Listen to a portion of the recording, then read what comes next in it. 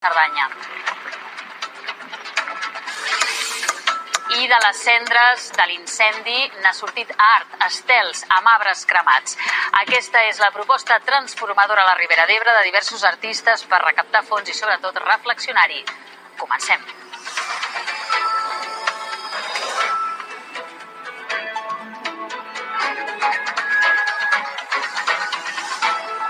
Acabem a la Ribera d'Ebre amb art solidari després de l'incendi. Bon cap de setmana.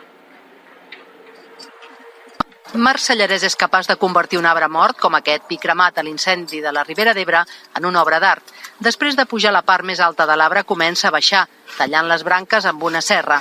És un dels creadors que s'ha implicat en la jornada cultural Camí de Cendra, que dissabte reunirà a Flix una dotzena d'artistes i professionals de diferents disciplines. S'hi recaptaran fons per als afectats de l'incendi, però també s'hi plantejaran idees per dinamitzar el territori. A part de la solidaritat, el que pretenem és fer una reflexió sobre com ha estat la relació que hem tingut fins ara amb la terra i com hauria de ser. Però tot això també des d'un punt de vista optimista. No volem fer el ploricó, ja s'ha acabat tot això. Ara el que volem és posar un positiu, veure com ens podem relacionar millor amb la terra i com fer-ho a partir de la cultura, que al final és el que ens mou, el que ens dona peu a reflexionar sobre tot això. Amb dos branques creuades al capdamunt del pi, Sellarès el transforma en un estel.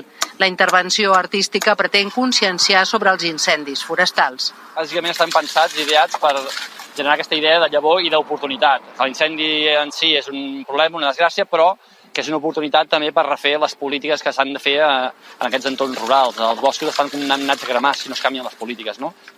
El bosc d'estels de Sellarès se situa al costat de l'Eix de l'Ebre, on el foc va ser aturat pels bombers i on vol promoure, conjuntament amb l'Ajuntament de Flix, que diverses finques abandonades es tornin a cultivar per rebaixar el risc d'incendis en el futur.